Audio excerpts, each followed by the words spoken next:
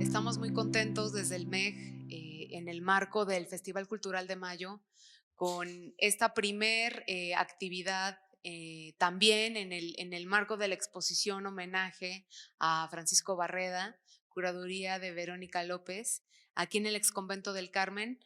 Yo soy Miriam Villaseñor, directora de Museos, Exposiciones y Galerías de Jalisco, y estoy muy honrada de compartir esta mesa, esta mesota, con grandes personalidades de la cultura de nuestro estado, nacionales e internacionales, me atrevo a decir, cómo no, estos grandes ejemplos que en algún punto y más bien en muchos puntos de mi carrera profesional he admirado y he seguido. Me gustaría presentarlos, ni por orden alfabético, ni por género, ni nada, así como los tengo. Está con nosotros Fernanda Matos, maestra en arte moderno y contemporáneo, curadora también. Tenemos también al Centro Maribel Arteaga, directora de MUSA, Museo de las Artes. Y tenemos también al maestro Rogelio Flores, promotor y gestor cultural, director de Roxy, del Teatro Roxy, y también cofundador de la Galería Magritte junto con Francisco Barreda. Entonces, bueno, esta charla de lo que trata, eh, en lo personal conocí muy poco a Francisco, no tuve el privilegio como ustedes de haberlo tratado más, de haber colaborado de manera más cercana con él. Sin embargo, el recuerdo que tengo de los pocos momentos que compartí fue que fue una persona muy amigable y una persona muy abierta, alguien dispuesto completamente a conocer a personas nuevas. Siempre lo guardé como un recuerdo y me gustaría que esta charla fuera así, en su homenaje. Creo que cada pequeño gesto que hagamos en relación a esta exposición, si lo mantenemos como un gesto en homenaje a la vida de este gran gestor, un gestor que duró 10 años aquí en el exconvento, eh, creo que vamos a lograr un trabajo muy significativo al final de estos meses que va a estar aquí la exposición.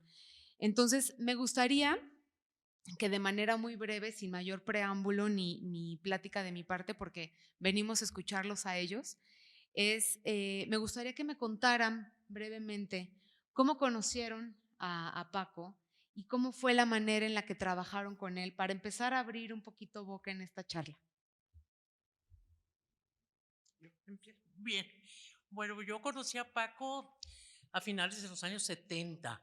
Y no lo conocí cuando abrió la escalera, lo conocí ya cuando abrieron Magritte, Rogelio y él, en esa área de la colonia americana, en donde hacían unas exposiciones maravillosas, porque eran unas exposiciones que no solamente presentaban obras muy importantes de artistas emergentes en muchos casos, sino que eran puntos de reunión y de conversación. A partir de entonces hicimos una buena amistad con Paco, que se prolongó pues toda la vida, hasta sus últimos momentos tuvimos contacto, nos reuníamos a comer, platicábamos, y pues fue una relación pues de mucho afecto siempre. Entonces mi relación fue de él con trabajo, pero también hubo esa parte de la amistad, que yo creo que fue la parte más importante, porque pudimos concentrar esos dos aspectos, ¿no? La función que teníamos los dos como dentro de la actividad cultural, como promotores culturales, y la función también maravillosa que es la amistad, ¿no? Yo quiero comentar un poquito sobre mi relación con Paco Barreda, al cual prácticamente al final de sus días, de sus meses, fue cuando tuvimos un contacto más estrecho, más de amigos. Pero también decirles que mi primera experiencia con Paco fue precisamente en la primera exposición que se hace en el Museo de las Artes, con el primer encuentro interamericano de artistas plásticos. Yo en ese momento hacía relaciones públicas, era parte de la Universidad de Guadalajara, como hasta la fecha, hace 37 años, y pues me tocó nada más y nada menos que el protocolo en aquel momento de esa exposición. Y bueno, al paso de los años, quien fuera a decir, me dediqué a la educación directamente, soy profesora de la Universidad de Guadalajara, pero sí en los 2000, cuando Paco llega aquí al ex convento, me toca estudiar, ser la primera generación de la maestría gestión y desarrollo cultural, y precisamente ahí es donde me involucro un poquito más, en las grandes exposiciones multitudinarias que Paco hace aquí en el exconvento, y a lo cual le agradezco mucho porque fue una introducción a las artes maravillosa, a los artistas y a la gente de la cultura de ese momento. Por ahí nos perdimos después. Más tarde llego yo al museo hace 6 años, intercambiamos temas, direcciones, artistas, y bueno, ¿qué más puedo decir? Que siempre, siempre el apoyo a los artistas emergentes, gracias a él llegaron las primeras 30 y cacho de piezas a la colección del Museo de las Artes, la primera, ¿no? Fue el primer director. En el 94, estuvo por ahí hasta el 95, y pues definitivamente el MUSA siempre recordará a Paco Barreda en estas fechas y con esta gran exposición ahora montada aquí en el Expo Convento. Ex Convento. Corte. Ay, sí, así les digo a mis muchachos. Pues ok, yo conozco a Paco, yo llego a Guadalajara en 1980, simbólicamente el 1 de enero de esa década. Y llego en un momento dado con muchos intereses acerca de la ciudad. Yo vengo de la Ciudad de México y digamos mi primer contacto hacia la escena cultural, tuve un programa en XCJB que duró mucho tiempo, un programa de jazz. El grupo de amigos, compañeros que tenía ahí en la radio, uno de ellos era Juan José Doñán. Aparte de compañeros, nos hicimos muy buenos amigos. En un momento dado recuerdo darle un ride a su casa, que ahí desde la radio, y vivía la roomie de Benito Zamora, del pintor. Entonces ahí empezó una relación también con Benito Zamora. Y total que empecé a frecuentarlo mucho a Benito, más que a Juan José. Prácticamente lo veía diario en la estación de radio. Y en un momento dado apareció Paco. Me acuerdo que le estaba realizando un mueble era muy hábil Paco, era muy habilidoso manualmente, pues era artista finalmente. Y me acuerdo que le estaba haciendo un rack para su equipo de sonido a Juan José Doñán, muy ingenioso, era entre pop art y era una mujer de construido, muy bien hecho.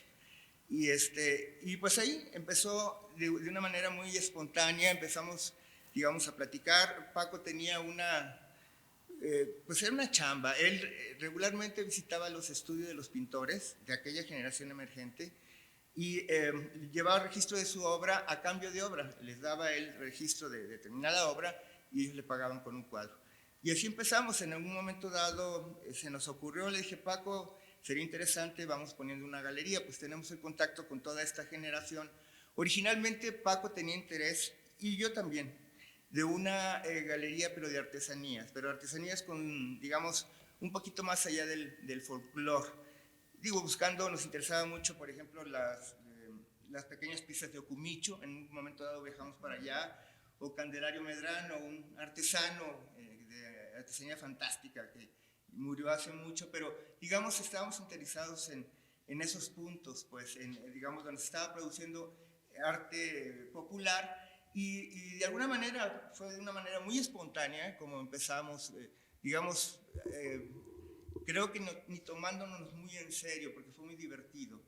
Y pues sí, ahí nació una relación de muchísimos años hasta que se fue Paco, porque supimos mantener esa amistad de muchas maneras. Él, como era muy buen fotógrafo, él llevó todo mi registro de la época del Roxy, como 15 años, él la llevó, digamos, fotográficamente.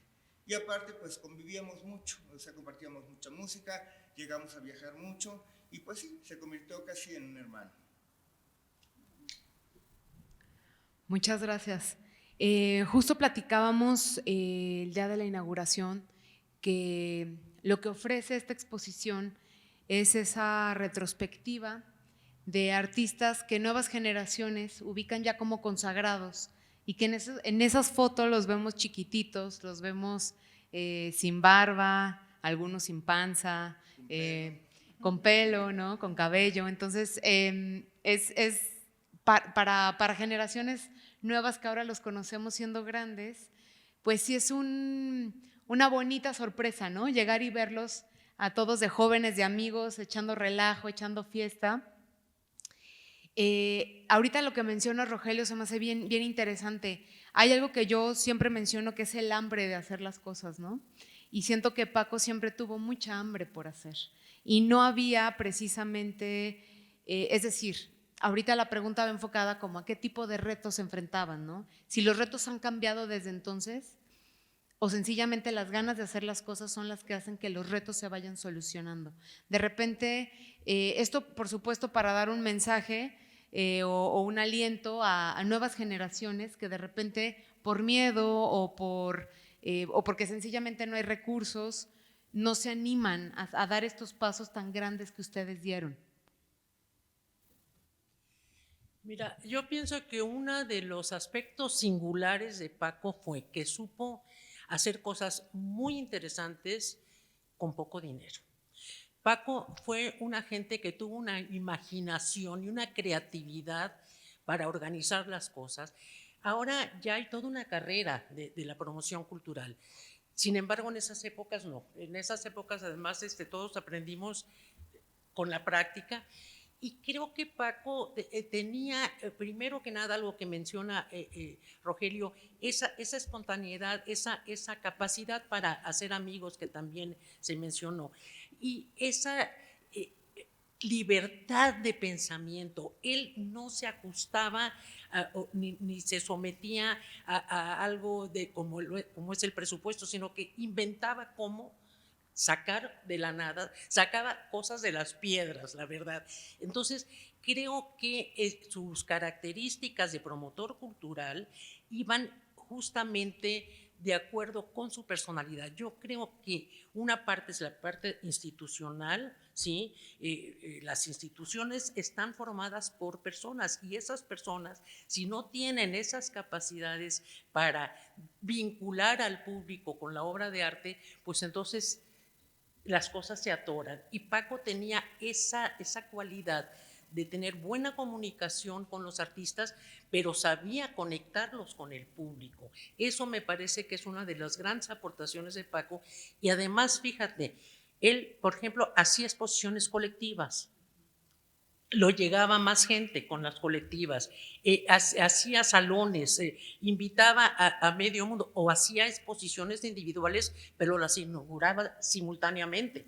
Entonces llenaba el desconvento, ¿no? Entonces siempre tanto como galerista privado como en su parte institucional, pues su habilidad de promotor cultural fue excepcional. Supo, como te digo, sacar agua de las piedras, a pesar de que a veces las circunstancias pues no eran las más favorables. Sí, yo creo que el apoyo a los valores emergentes en aquella época siempre fue una constante dentro de sus líneas de gestión. Definitivamente abrió puertas, sacaba agua a los muros, tu expresión, ¿no? Del hambre, y derribó muros. Paco era primerizo en todas las tareas de gestión y del arte, y con aquella emoción, era chistoso, curioso, o sea, siempre buscando, ¿no? Él creía en la originalidad del artista, en su primera concepción de crear. Entonces ahí es en donde como que él buscaba rebasar lo ordinario, ¿no? Ser como traer al gran artista, ¿no? Efectivamente, como comenta Fernando, ¿no? Abrir muchos artistas al mismo tiempo, y pues claro que nos convocaba aquí muchísimo, ¿no? Y todo este trabajo que vino a hacer aunado a eso, como martillero, como cronista, como ciclista, ¿no? Pues ahora sí que conocedor de estas costumbres barriales, porque también pues fue de barrio, y ahí es donde tenemos el semillero. Creo que los chicos de hoy tienen que aportar, ver, crecer y vivir su espacio, su época, este siglo XXI que no es nada fácil, ¿no? Estar en el medio, en el ámbito del arte y la cultura en general, ¿no? Entonces, enseñarnos a narrar, a escribir, a crear, a llegar a tocar las puertas, ¿no? Como lo hizo Paco con muchos artistas muy jóvenes de la época, pues creo que es un gran mensaje para los de hoy en día. Sí, cierto. Paco tuvo muy buen tino siempre para, digamos, saber por dónde iban las cosas. Yo me daba cuenta, digamos, él iba mucho a la figuración, digamos, a los artistas figurativos, sin discriminar otro tipo de expresión. Pero, digamos, él tenía muy claro lo que estaba sucediendo en la ciudad a partir de esta chamba que tenía de ir a trabajar con los pintores, a registrar su obra, pues ya había, digamos, un conocimiento de esa generación emergente. Generación emergente en aquel momento, que era la generación de los 50, estábamos jovencitos en aquel momento. Y fue una generación muy propositiva realmente. Empieza un momento, creo que a partir de Magritte, donde hasta antes de Magritte había, digamos, el movimiento se centraba más en las galerías oficiales, las de Bellas Artes. Estaba por ahí Alejandro Gallo, ya había otra galería, creo que era Anubis, de Patricia Sierra y Jorge Safido. Estas eran las dos únicas galerías. A partir de Magritte, pues ya inclusive se abre un corredor por la misma calle, por Lerdo de Tejada. La Puerta. Sí, bueno, a la vuelta estaba Clave, La Puerta, estaba Belino en La Puerta con una exposición, una mini galería. Estaba también la Galería Azul de Felipe Covarrubias sobre la misma avenida. Estaba, bueno, finalmente se hizo un corredor. Y fue un momento muy interesante porque, digamos, crecimos con esa generación que con el tiempo hemos visto que esa generación emergente, pues de alguna manera son los pintores que ya se han ido consolidando, ¿no? Me gustaría, ahorita que mencionas eso, de esa generación, me parece que Paco le apostó justamente a esta nueva generación, que es más bien nacida a finales de los 50, los 60, y que es, digamos, como la contrapartida de ese grupo muy importante que en los años 70 se consolida en el Centro de Arte Moderno que abrió Miguel Aldana. ¿Sí? Toda esa generación que planteaba Miguel Aldana, que abrió las puertas a la abstracción, ¿sí? Porque en ese momento no había un público para el abstraccionismo, era visto como algo extranjerizante, como algo venido de fuera, como una imposición contra los discursos, digamos, de orden social que todavía estaban en boga en la ciudad.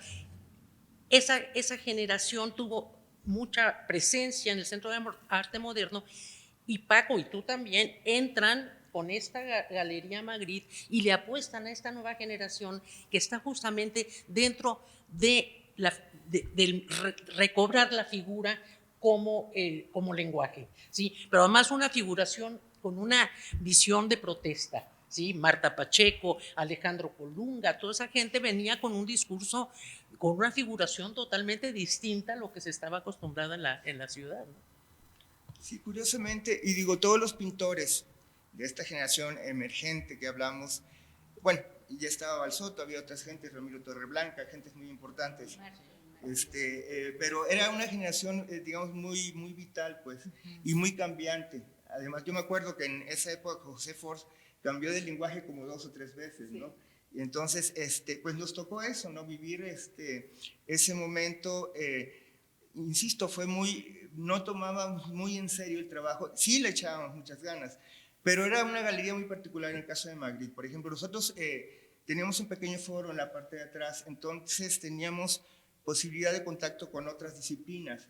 El pretexto del forito nos dio oportunidad de presentar grupos de danza de cámara, teatro de cámara, cositas muy pequeñas, y ahí se abrió también, digamos, se extendió, digamos, la escena cultural de una manera muy como redes familiares, diría yo, porque todos nos conocíamos, pintores, bailarines, músicos, etcétera, ¿no?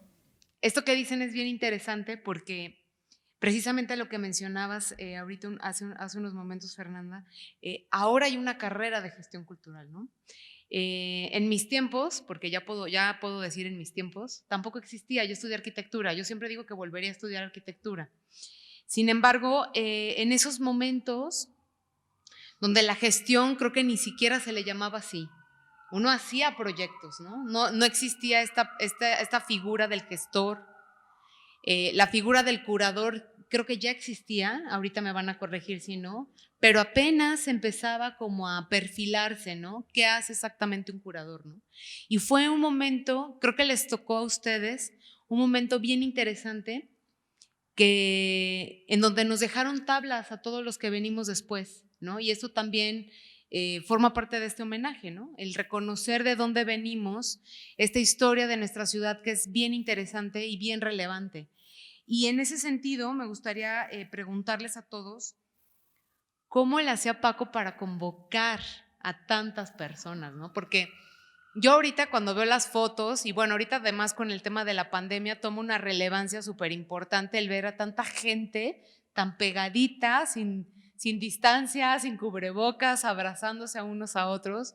Me da una envidia esas fotos, pero independientemente de eso, no había redes sociales. La prensa, no había tantos medios de prensa. ¿Cómo le hacían para convocar tan masivamente, para llegar a tantas personas? Entiendo que con una exposición colectiva, si invitas a 20, pues son 20 porras, ¿no? Pero ¿cómo le hacían aún así para convocar y tener estos éxitos tan rotundos? Bueno, mira, había, por un lado, como mencionaba Rogelio, la parte oficial era bastante fuerte, porque sí hay que mencionar también que estos inicios de Paco y de los que estamos acá, Rogelio, Maribel es más joven, tuvimos la suerte de vivir una época, digamos, de oro dentro de la cultura en la ciudad de Guadalajara. Sí, cuando se crea el Departamento de Bellas Artes del Estado de Jalisco, que fue en el año 71, perdón, hay todo un movimiento, ¿verdad, Rogelio? ¿Te acuerdas de todo este centro cultural que se armó primero en lo que era la Galería Municipal Jaime Torres Bodet, que ahora se llama, y el Centro de Arte Moderno? Ese fue un primer núcleo. Y después viene este núcleo que mencionaba Rogelio, toda esta serie de galerías que empiezan a proliferar por esta zona. Había una cartelera oficial, ya cuando Paco ya en su parte como funcionario público y también como galerista privado, tuvo, por un lado estaban estos medios como la XCJB, que le daba foro, se anunciaban todas las actividades, y había también una cartelera, en el caso de Bellas Artes, que se publicaba con cierta frecuencia, no me acuerdo, pero era leída por la comunidad. Pero creo que la parte esencial en Paco fue esa capacidad de empatía. Ahora se llama mucho relaciones públicas, pero como con un sentido un tanto como comercial, como las relaciones públicas son importantes para un promotor cultural en el sentido de la empatía, de entender al artista y de entender al público y conectarlos. Y creo que eso fue la gran cualidad de Paco, ser una persona que supo relacionar los dos aspectos, el artista, el productor y el receptor. Sí, yo veo que, bueno, había un momento, era un momento interesante y de mucha expectativa. Y más bien pienso también, del otro lado, que había un público potencial. O sea, había una generación también muy ansiosa y muy, digamos, atenta a lo que estaba sucediendo en la ciudad. Entonces, de repente coincidieron las cosas, ¿no? Esta nueva generación, curiosamente, cuando surge Magritte, los clientes, los coleccionistas, eran de la misma edad. O sea, fue una generación que fue creciendo junto con coleccionistas, con los artistas y con la misma galería, ¿no? Esta cuestión de la convocatoria era, yo pienso, lo mismo, ¿no? O sea, que había esa ansia porque hubiera algo, y sobre todo dirigido a una generación nueva, la generación, digamos, emergente en ese momento. Todo era muy visible hasta cierto punto, lo que comentábamos en las galerías oficiales, tenían una cartelera y demás, y nosotros no. O sea, nosotros empezamos, digo, ahorita ya, como dicen, existe la gestión cultural, ya es una asignatura académica, ¿no? Pero en aquel momento era muy difícil. Yo me acuerdo, en el caso de Magritte, no tuvimos que solicitar licencia. En el caso del Roxy, sí. Para lograr la licencia del Roxy fue muy curioso, porque no existía la asignatura de centro cultural. Entonces me dieron tres permisos. Uno era sala de arte, que no lo era. Sala de arte consideraban a los cines que pasaban cine de arte. El otro era café cantante, que ya ni existen los cafés, ni existían. Y la otra, cantina. Wow. Eran los tres, porque digo, vendía cervezas, obviamente, tenía una diversidad de eventos, pero de hecho no existía, era una figura nueva, el centro cultural, pues. Creo que ahorita ya está digamos, ya hay una serie de consideraciones para este tipo de proyectos, pero en aquel momento no. Me acuerdo que en algún momento a Madrid nos llegaron unos inspectores a pedirnos permiso y nos dio muchísima risa. Bueno, ¿qué para una galería de arte se necesitaba permiso? Evidentemente no, pero como convocábamos mucha gente, poníamos música, pues era un ambiente medio festivo, pues. Sí. No checaba con el concepto que se tenían de las exposiciones de arte, ¿no? Sobre tu pregunta, Miriam, Fernanda habla de la empatía de Francisco. Yo quiero hablar de la sensibilidad, son ambas casi comunes, de Francisco Barreda, y quedó demostrada en su capacidad para detectar esas condiciones, momentos, espacios y sujetos, en este caso los artistas, y que además contribuyeron a esta impronta cultural del momento, de la época, que se distinguió en Guadalajara, ¿no? en esas fechas. Y bueno, definitivamente la línea de vida que le tocó, que coincidió y que creo que fue la mejor etapa en que la capital tapatía se consolida, ¿no? Tiene una condición artística floreciente. Guadalajara en ese momento toma las riendas en ese sentido y bueno, pues tenemos aquí a unos importantes valores como Fernanda y Rogelio, y la verdad es que creo que a partir de esa segunda mitad del siglo XX fue, ¿no?, la que realmente se extendió hasta llegar a este nuevo milenio, y pues hay mucho que hablar de Paco.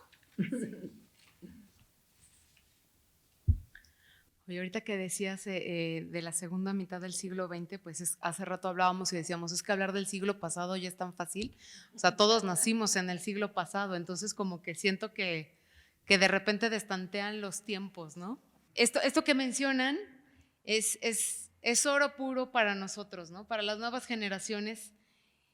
Ahorita lo que mencionabas también, Rogelio, que no existían esas figuras, no existían las figuras tanto en el oficio como en toda la parte jurídica, ya no hablemos de la financiera, ¿verdad? O sea, darte de alta ya como, voy al SAT y me doy de alta como gestor cultural en los años 70, pues el SAT te va a decir, si nos sigue diciendo qué es eso, pues en esa época también, ¿no? Entonces creo que, como dice Fernanda también, fueron construyendo y vivieron una etapa de oro, pero esa etapa de oro la construyeron ustedes mismos, paso por paso. O sea, cuando digo que nos dejaron todo en charola de plata, es porque ustedes de manera muy orgánica fueron construyendo estas figuras, estas instituciones que ahora tenemos y que con mucho respeto honramos, pero gracias a ustedes fue como se fueron construyendo estas necesidades, ¿no? Definitivamente no existiría una carrera en artes plásticas si no existiera esa necesidad en la sociedad por estudiarlo, ¿no? No existiría la figura de un gestor cultural si no existiera cada vez más personas que se quieren dedicar a la gestión de la cultura.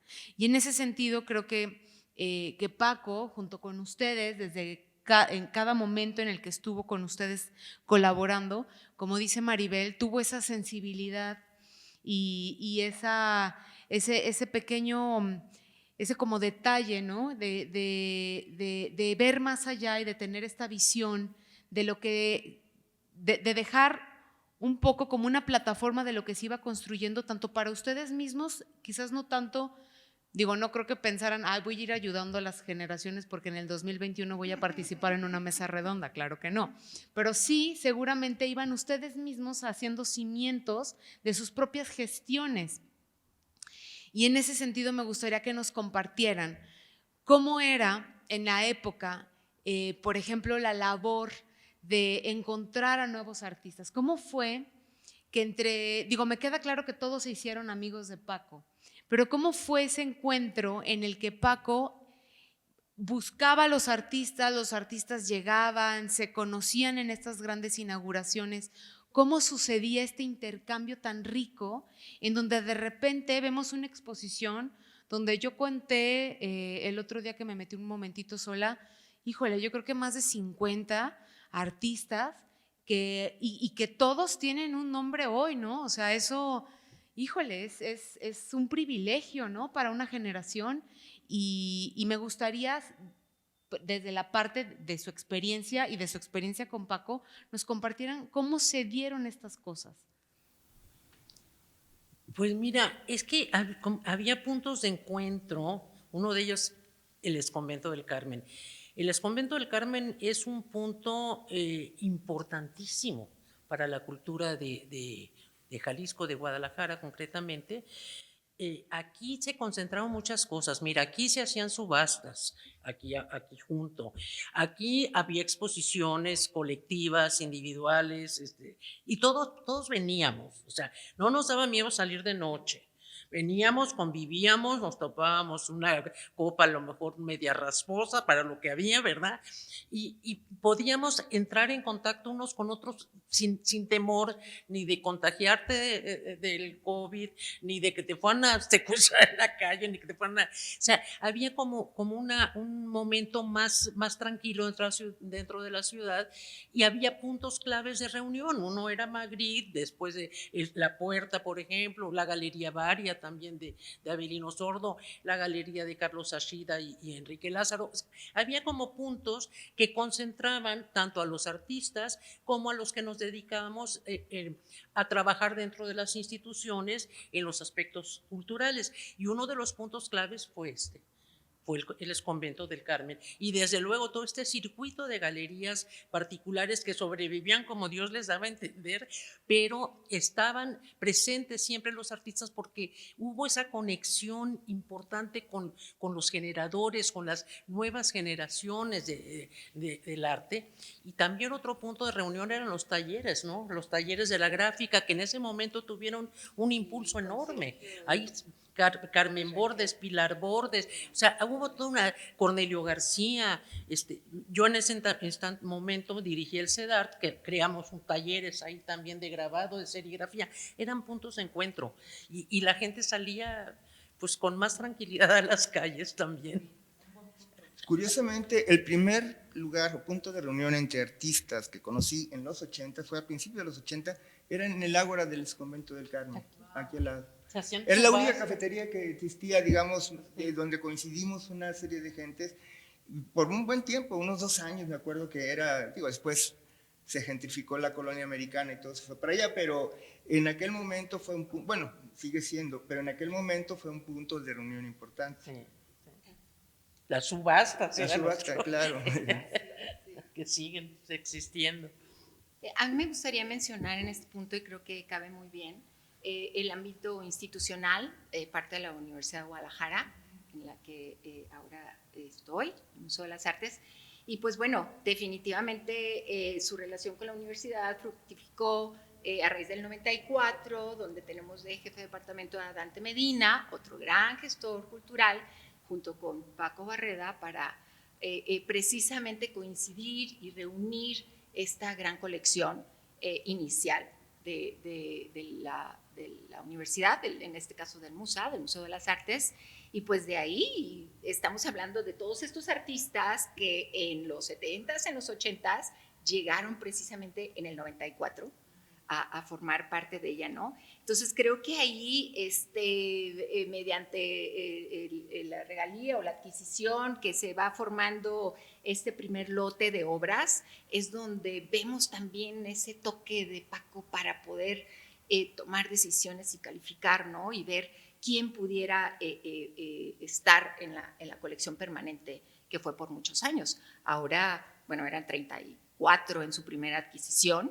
Gracias a Fernando tenemos 39. También 39 piezas. Gracias a la investigadora Fernanda Matos también tenemos un gran catálogo que afortunadamente nos hizo y retrata y dibuja a cada uno de los que integran esta primera colección en una pequeña bio que les hace Fernanda, muy agradable. Y pues precisamente ahí en la universidad, en esta época de extensión universitaria, Rogelio, no sé si te acuerdas, digo, también la universidad tuvo mucho que ver para el empuje con Roxy, sí, de acuerdo. junto con claro. con Paco, sí. contigo, y en esa época con Dante. Sí, fue allá del 93, 92, 93. Y ahora que mencionas la colección, digo, esa colección es valiosísima. Digo, vemos un momento digamos, de la creatividad de la ciudad, pero a los años vamos a ir viendo lo que significa ese grupo de pintores, ¿no? El famosísimo cuadro de Carmen Bordes, ese es, creo que va a quedar a la historia, ¿no? Sí. Y ahora con la segunda versión ahora de la ronda de Don Rosendo. Sí, de Don Rosendo. Entonces digo, fue un inicio muy, digamos, muy romántico en aquel momento porque, digo, sí hubo dificultades, como dices, no era fácil, no existía un mercado del arte, más bien lo hicimos. Y finalmente, pues aquí sigue el movimiento, ¿no? O sea, algo que inició de una manera muy lúdica, digamos, se profesionalizaron las cosas, ya existe lo que decíamos, la carrera de gestión cultural. Entonces, digo, las cosas ya de aquí para adelante van a ser mejor. También quiero agregar por parte de la universidad que estaba este otro espacio porque tuvimos unas galerías pequeñas, en donde ahora es la Rectoría General abajo, había una galería, ¿te acuerdas? Sí, claro. Que también con Dante se trabajaron las primeras exposiciones ahí. Sí, claro. Antes, ¿sí? Y luego la de la Casa de la Palabra y las imágenes. La Casa de la Palabra, la Galería Chucho Que también la manejó Reyes. Paco. Claro, También sí. Paco estuvo ahí en esta parte de la institución como Universidad de Guadalajara. Y la verdad es que, bueno, su intervención en la universidad, en la vida privada, en la vida pública, en las artes visuales, aquí en la Secretaría de Cultura, etcétera, digo, pues es que convirtió realmente el momento junto con muchos más actores. Hay que reconocer también que hay más trabajo detrás, con Rogelio, con muchas personas, y pues bueno, su gran éxito como organizador de exposiciones. Increíble. Fíjate que ahorita que estás mencionando eso, Maribel, cómo Paco se movió, y ahorita que también lo que está comentando Rogelio, cómo Paco se movió de la parte institucional a la parte privada, iba, subía, entraba, salía. Y esa es una característica también de Paco que yo siempre admiré, esa libertad que tuvo Paco para moverse tranquilamente de un espacio al otro, de lo público a lo privado, inclusive también escribió para el Occidental, para el periódico, pero inclusive duraba poco. Rogelio, a veces eran 2, 3 años, Maribel, lo que estaba en una parte, y a otro lado. y boom, y se movía para otro, Sí. pero siempre estuvo como un agente de la cultura en primer nivel, ¿verdad? Sí, no, con toda libertad, pues eso lo admiré. Sí, tuvo varias galerías, o sea, aparte de su incursión en la administración pública, pues tuvo, ¿cuántas sería? Bueno, empezamos Magritte, luego tuvo el Matiz, luego tuvo otra que se llamó Topor, y la escalera fue la primera. Pues sí, tuvo 5 galerías prácticamente. Sí, y al mismo tiempo tuvo puestos institucionales, sí, tanto claro. dentro de la universidad como dentro del Departamento de Bellas Artes y luego de la Secretaría, después se convirtió en Secretaría de Cultura, pero inició en los 70, en 71, como Departamento de Bellas Artes del Estado de Jalisco, y después ya se crea la Secretaría. Y Paco siempre estuvo presente dentro de la universidad, dentro de la Secretaría, dentro de las galerías privadas, y se movió con toda libertad y siempre fue respetado. Sí, creo que totalmente apolítico, ¿no? Creo que era como esa parte que ayudaba mucho, que hacía amistad y relaciones públicas, esa sensibilidad con todo el mundo, y no había por qué verle un color, ¿no? A la gestión pública. Sí, definitivamente, digo, una apertura completa. Siempre, digamos, Paco estaba muy atento a lo que estaba sucediendo, ya tenía unas antenas muy bien ubicadas, y entonces, digamos, por todas estas relaciones, yo lo venía a visitar muchísimo aquí al exconvento, ¿no? Y siempre veía o que le traían algo, o que le habían llevado alguna obra, y siempre estaba pensando en qué iba a suceder hacia adelante, ¿no? Y siempre cosas muy novedosas, pues. Que era una generación que decía, bueno, ¿de dónde está saliendo tanta gente? Llegó el momento que sí, era sorprendente la cantidad de pintores que, si se hiciera una lista de todos los que pasaron durante la estancia de Paco aquí, serían, yo creo que sí fácil le llegan a las 1000 exposiciones. Hay que catalogar, registrar, es Sí. un buen momento. Sería Sería importante, ¿no? Tener ese dato bien a bien. Ya se me adelantaron con las preguntas, pero qué bien, me gusta, porque quiere decir que estamos fluyendo como Paco, quiere decir que nos vamos adaptando a la conversación. Yo me gustaría poco a poco ir cerrando la mesa y bueno, una de las preguntas era precisamente qué aprendizajes, que ya muchos ya hablaron de ello también, qué aprendizajes podemos tener de parte de Paco como el gestor, como el impulsor de talento joven, como el promotor, ¿no?, de proyectos culturales importantes. Pero me gustaría también que nos platicaran, o a manera de cierre también un poco, que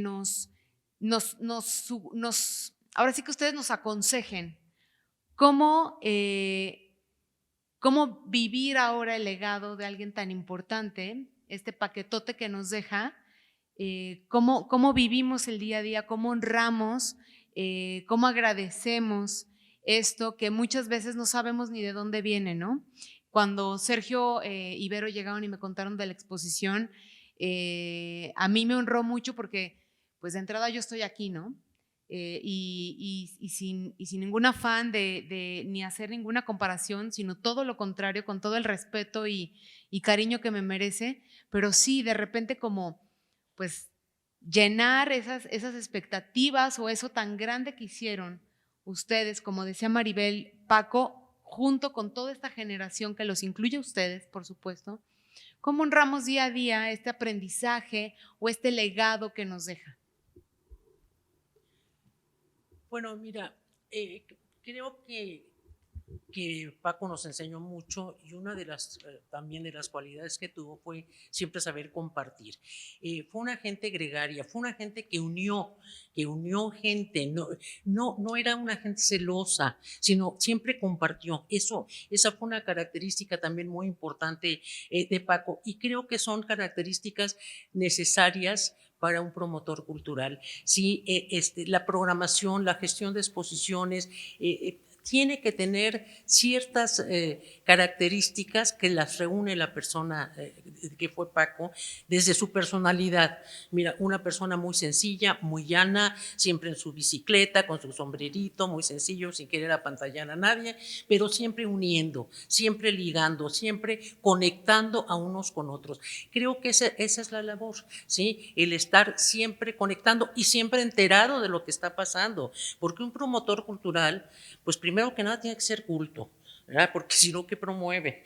Entonces, tienes que estar enterado de tu tiempo, de tu momento, de lo que está sucediendo y prever para el futuro, o sea, proyectar hacia adelante. Y creo que eso es el aprendizaje que nos dejó. Como de poco se puede hacer mucho, como con pocos recursos se puede hacer una gran difusión cultural y como esa sencillez en su persona, esa formación que él tuvo, porque vino de una familia también culta y ligada a la cultura, es como un ejemplo muy, muy grande de lo que se puede lograr, pero con esas características, sí se tienen esas cosas o se aprenden.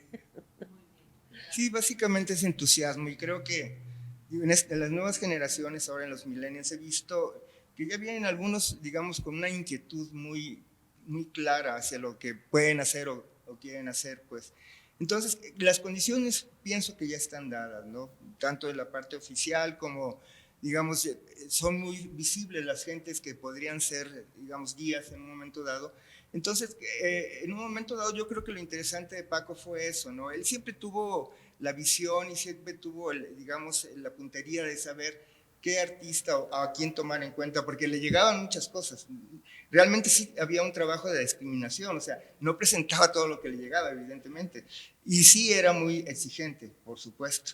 Y, digamos, a veces daba unas pocas concesiones, pero que iban cuando se veía que iba a haber un poco más hacia adelante, pues. Pero era eso, mucha apertura y e interés en hacer las cosas. Creo que hablamos de algo generacional. Definitivamente ahorita son proyectos, es la gestión cultural, es aprender a escribir, a hacer otras cosas y a cada quien le va a tocar, ¿no?